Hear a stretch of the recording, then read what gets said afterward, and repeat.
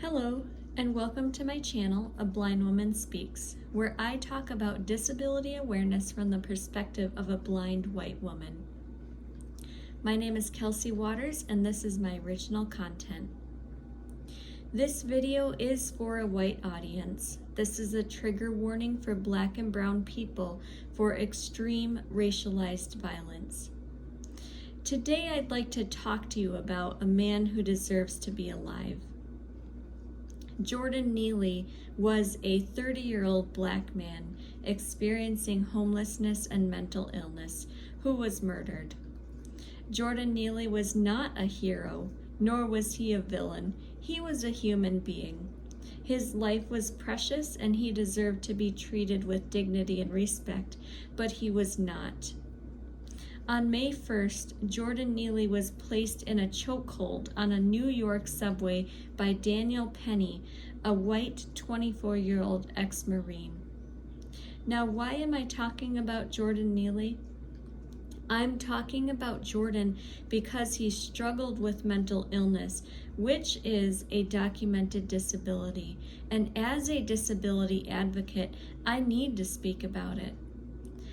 Further, as a white person on an anti-racism journey, I have a responsibility, as does every white person, to speak about when Black people are dehumanized and experience racial violence.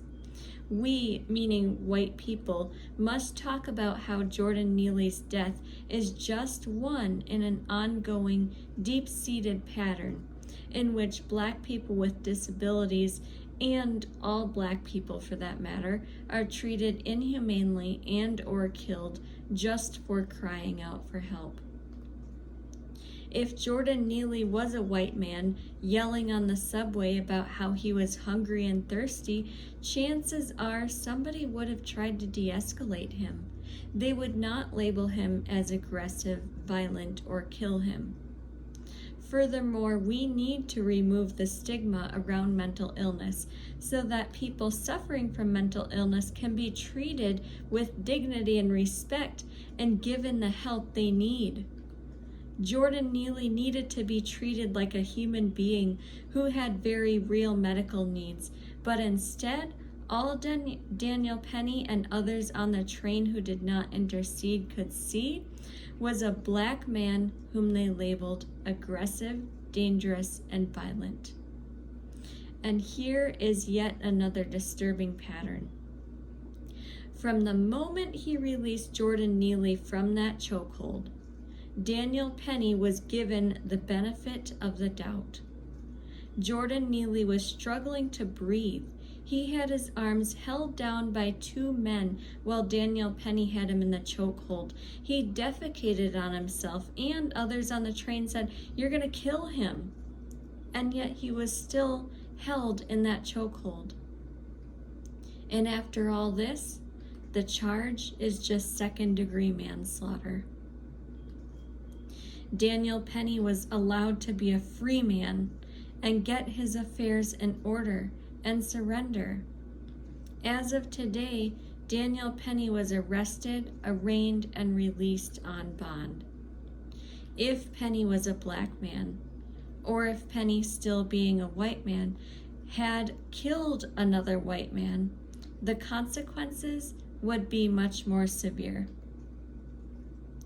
Instead, he has attorneys and public relations people who are consistently spinning narratives that he feared for his lives and the lives of others on the train, and that he was just doing what he was trained to do to protect people, which is all a narrative.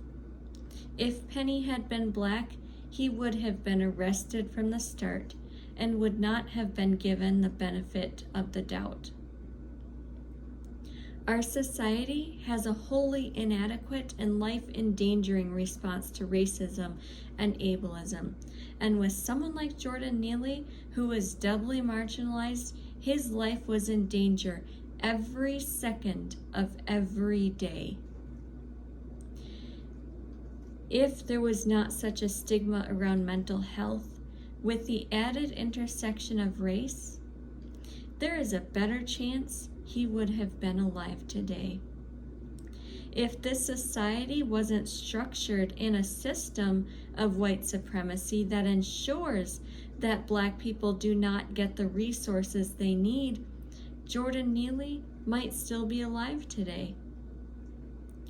But our society, being as racist and ableist as it is, created the space for his murder to take place. Every person on that train was complicit. They watched Daniel Penny murder Jordan Neely, and no one did a thing.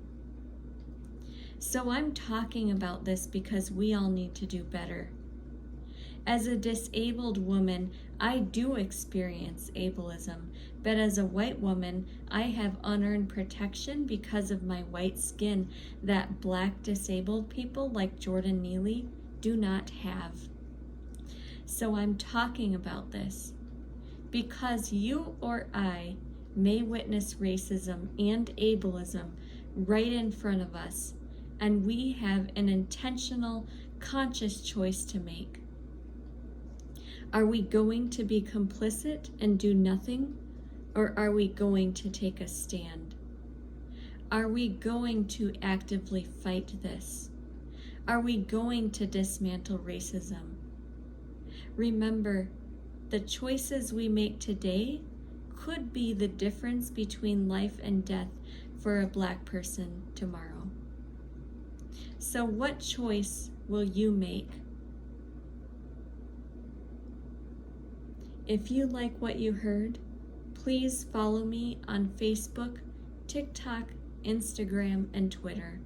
I strongly encourage you to share, comment, and please react, engage, and ask questions, because the more we actively fight racism and ableism, the better of a place and the safer the world will be for everyone. Until we meet again, stay tuned for more videos from A Blind Woman Speaks.